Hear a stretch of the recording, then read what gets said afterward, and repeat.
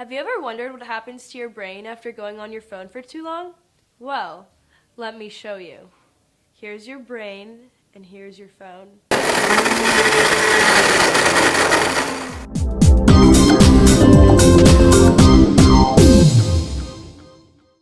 So, that's a loaded question. We actually don't like to use the word addictive because there are certainly people that have an addiction to screens and to playing video games, to, being on the internet. But that is different than just having a compulsion to use screens. So, certainly it can be for people that are already inclined to be addicted, but not for everybody, for sure.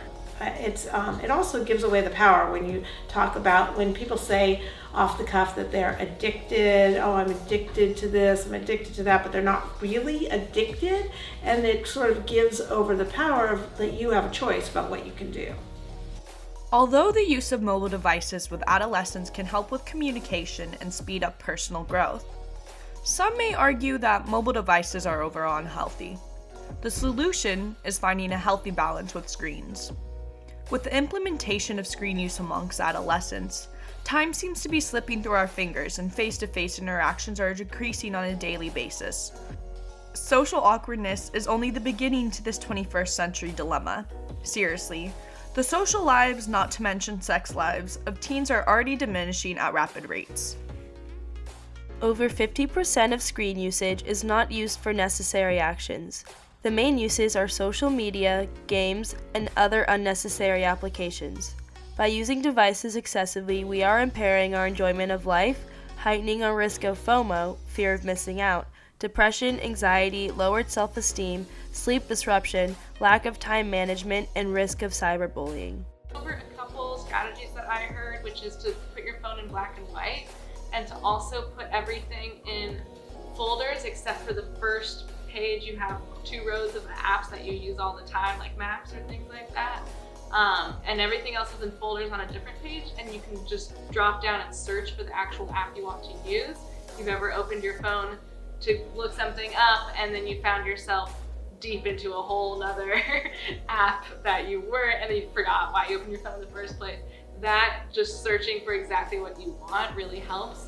After reviewing this interview and listening to the great suggestions, we decided to conduct our own experiment on how we could lower our screen usage by taking different approaches. The 5 of us decided in a different way to limit our own screen use to see what would happen. And we interviewed some people from the community, some experts, and we also found some helpful tips from them on how to individually limit our screen use based on our different bad habits on our phones. So we've been doing that for about a month and a half, and we're just gonna tell you about our experiences.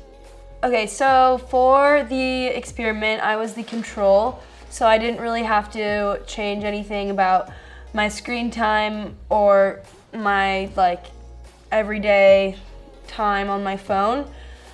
I wish I could have been part of the experience and could have contributed to the experiment, because I do want to limit my screen use. Okay, so for this project, I deleted all the games off my phone. So my phone use got cut down in half, from 8 or 9 hours a day to 4 or 5 hours a day. And I completely got a lot more time to do what I actually needed to do instead of wasting time on my phone. Alright, in total, my screen use decreased from 9 hours a day of it just being on or me using it to 6 hours a day of me using it and it being on. I did this by organizing my phone, all my non-essential apps that are waste a lot of time, and I put them off onto another page of my phone, the 3rd page, and then from the 2nd page of my phone, I put my kind of useful stuff, and then for my 1st page, I just did my daily stuff. So to try to limit my screen use, I did the same thing that Dylan did, where I rearranged my phone so the most important apps are towards the front, or the apps that I need are in the front, and then the other random, not so useful, more entertaining apps are in the back, harder to find. I stayed about the same with how much I use my phone, like 3.5 to 4 hours. And I didn't really find rearranging my phone useful. I found it more annoying because just honestly it took longer to find what I was gonna do than actually like limiting me doing it. So yeah. Well, in conclusion, I have realized that I am not great at limiting my screen use. I was pretty good about it for around 1 week, and now I was only on my phone for probably about 1 hour, but I deleted all my social media apps, and then I got really bored and downloaded them again, and so now I realized I'm not that good at it. So yeah, cool. Some individuals say that they only use social media and games as a form of communication. Some argue that it's even better than talking in real life. But of course, there are unlimited consequences to that seemingly no-holds-barred world. Nothing is truly confidential, and the results of an anonymous comment can even be catastrophic.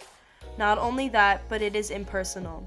It is not as sincere as two people having a face-to-face, actual conversation with genuine facial expressions instead of emojis. Overall, do you really want your life to be controlled by an object as small as your hand? We're assuming that your answer is no.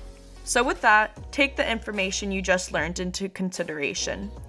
Put down your phone for a minute and take some time to acknowledge your surroundings, or even leave it at home for the day and go and do something without it. Sounds crazy?